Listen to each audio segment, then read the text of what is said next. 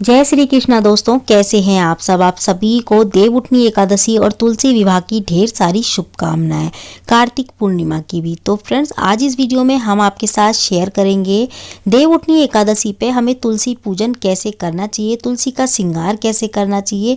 बहुत ही सरल विधि इस वीडियो में मैं आपके साथ शेयर करूंगी तुलसी पूजन की।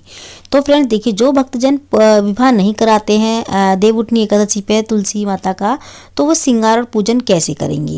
तो देखिए, ये पूजन ना हम देवउठनी एकादशी से लेके कार्तिक की पूर्णिमा तक कभी भी कर सकते हैं। जो भक्तजन देवउठनी एकादशी पे नहीं करा पाते या अगले दिन भी नहीं करा पाते, वो कार्तिक की पूर्णिमा वाले दिन भी ये पूजन कर सकते हैं तुलसी मैया का।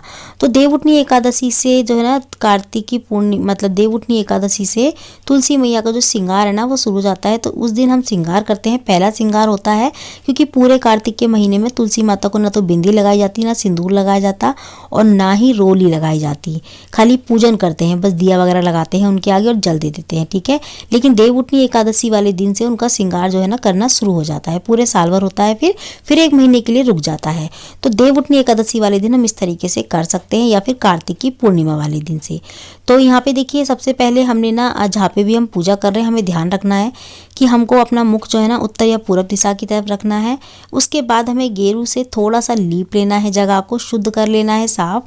और उसके बाद ना हम यहाँ पे तुलसी मैया को विराजमान कर देंगे। आप चाहें तो यहाँ पे सुंदर सी एक रंगोली भी बना सकते हैं। मैंने यहाँ पे थोड़ा सा एक फूल लगा दिया है, मतलब फूल माला जो थी ना एक आर्टिफिशियल की, वो मैंने गमले के चारों ओर लगा दी है। उससे थोड़ा सा सुंदर लग रहा है।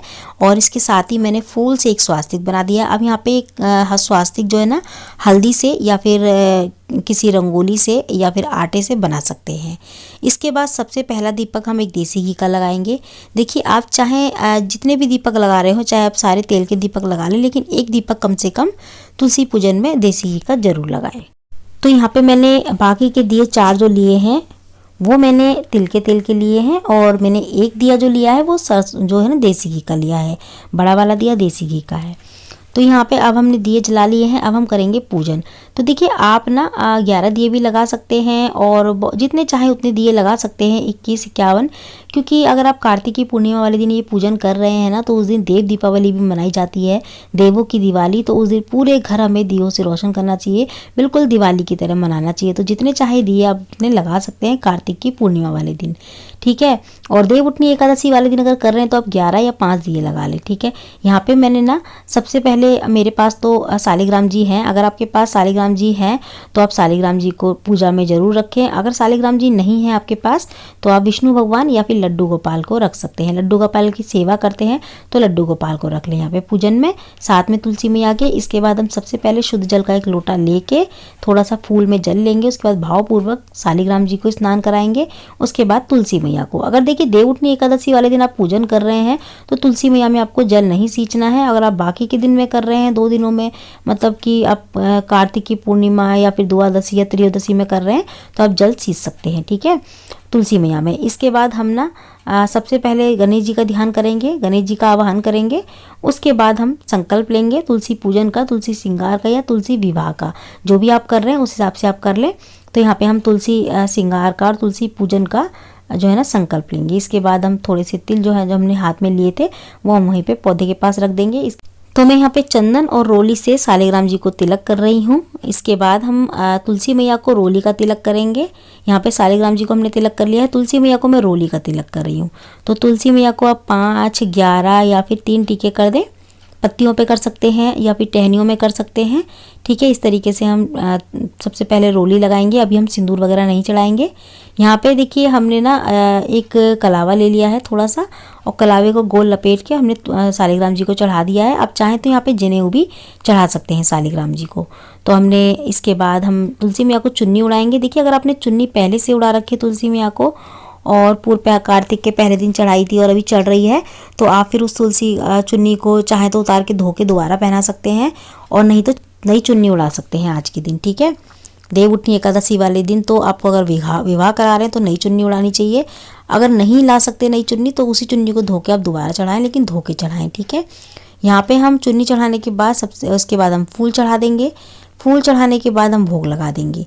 तो देखिए भोग में आप कुछ भी लगा सकते हैं। भोग में मेवे के भोग लगा सकते हैं, बतासे का। आपके पास कुछ नहीं है तो चीनी का भोग लगा दें, या जैसे सिंगाड़े, कोई फ्रूट्स हैं, जो भी ऋतु फल होते हैं उनका भी भोग लगा सकते हैं। लेकिन बस चावल वगैरह का भोग नहीं लगाना अगर आप देवउठनी एकादशी वाले दिन पूजन कर रहे हैं तो। ठीक है, इसके बाद हम माता रानी को श्रृंगार का सामान चढ़ा देंगे।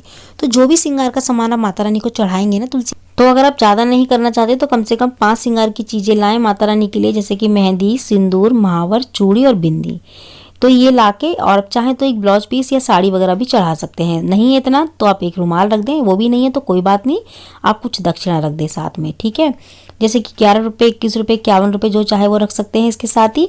तो माता रानी को श्रृंगार की सामग्री हमने चढ़ा दी, जल भी रख दिया है हमने भोग के लिए। इसके बाद हम ना थोड़ी थोड़ी सभी चीज़ें चढ़ा देंगे, जैसे कि मेहंदी लगाएंगे माता रानी को थोड़ी सी निकाल के इसमें से कीप में से, और इसके बाद हम 2 चूड़ी निकाल के उसमें से 2 चूड़ी चढ़ा देंगे, और बिंदी लगा देंगे माता रानी को। चुन्नी हमने पहले ही लगा दी है, उड़ा दी है, और आप चाहें तो महावर भी लगा सकते हैं माता रानी के गमले से, माता रानी की टहनी से थोड़ी सी।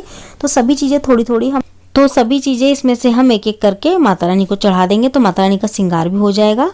और सिंदूर आप चढ़ाएं, चाहे तो ऐसे ही रख दें माता रानी के लिए। ठीक है, अगर आप चढ़ाना चाहते हैं, लगाना चाहते हैं सिंदूर तो लगा सकते हैं, लेकिन देव उठने के बाद ही सिंदूर लगाया जाता है। अगर आप कार्तिक की पूर्णिमा वाले दिन कर रहे हैं तो बेझिझक लगा सकते हैं। ठीक है, इसके बाद हम सीधे हाथ में थोड़े से तिल लेके कथा सुनेंगे। अगर आप देवउठनी एकादशी वाले दिन ये पूजन कर रहे हैं तो देवउठनी एकादशी की कथा सुनेंगे, और अगर आप कार्तिक की पूर्णिमा वाले दिन ये पूजन कर रहे हैं तो फिर कार्तिक की पूर्णिमा की कथा सुनेंगे। ठीक है, कथा सुनने के बाद हमको तिल वहीं छोड़ देने हैं, और इसके बाद हमें वहीं से एक दिया उठा के, जो हमने यहाँ पे रखा है पूजन में, वहीं से कोई भी एक दिया उठा के आप आरती कर लें। तो सबसे पहले हमें गणेश जी की आरती करनी है, उसके बाद शालिग्राम जी की आरती कर ले, फिर तुलसी मैया की आरती कर ले। आप चाहें तो यहाँ पे भगवान विष्णु की भी आरती कर सकते हैं, या फिर पूरी 5 आरती भी कर सकते हैं। आरती करने के बाद हमारी पूजा हो जाती है संपन्न। इसके बाद फ्रेंड देखिए, आरती करने के बाद हमें क्या करना है, सीधे हाथ में थोड़ा सा जल लेके, जो हमने पूजा में जल का लोटा लिया था ना, उसी लोटे में से हमें थोड़ा सा जल लेके इसके चारों ओर फेरना है। जो हम पूजन कर रहे हैं वहाँ पे चारों ओर फेरने के बाद 2 बार, उसके बाद हाथ जोड़ के अपनी रही पूजा में रही थोड़ी बहुत कमियों के लिए हम क्षमार्चना करेंगे तुलसी मैया से, और इसके बाद प्रार्थना करेंगे। और इसके बाद हमें क्या करना है, अब देखिए पूजन हमारा हो चुका है। जब तक दिए जल रहे हैं तब तक हमें कुछ नहीं छेड़ना, और दिए जब बुझ जाएं उसके बाद हमें क्या करना है, जो भी हमने भोग प्रसाद चढ़ाया था ना वो हम घर में सभी में बांट दें। और जो दक्षिणा और श्रृंगार का सामान जो माता रानी को हमने चढ़ाया है ना, वो हम किसी को दान कर देंगे, मंदिर में दे आएंगे, या अपनी किसी मान की बेटी को, जैसे कि अपनी नंद को, भांजी को दे सकते हैं। और जो हमने तुलसी मैया के ऊपर जो चढ़ाई थी ना, चूड़ी वगैरह चढ़ाई थी, वो हम चूड़ी हमने अपने हाथों में डाल लेंगे, उसको हमें किसी को नहीं देना। तुलसी मैया पे चढ़ाई हुई चूड़ी हम खुद रख सकते हैं। और श्रृंगार के सामान में से भी आप चाहें तो एक चीज़ अपने खुद रख सकते हैं, जैसे सिंदूर वगैरह रख ले अपने लिए, चाहे तो माता रानी का आशीर्वाद समझ के रख सकते हैं। और यही हमें करना होता है। और फ्रेंड्स, अगर आपको फिर भी कुछ समझ में ना आया हो तो आप मुझसे कमेंट करके पूछ सकते हैं। तो फ्रेंड्स, आज की वीडियो में इतना ही। मैं मिलती हूँ आपसे अगली वीडियो में ऐसी अच्छी सी एक और वीडियो के साथ। जब तक के लिए जय माता।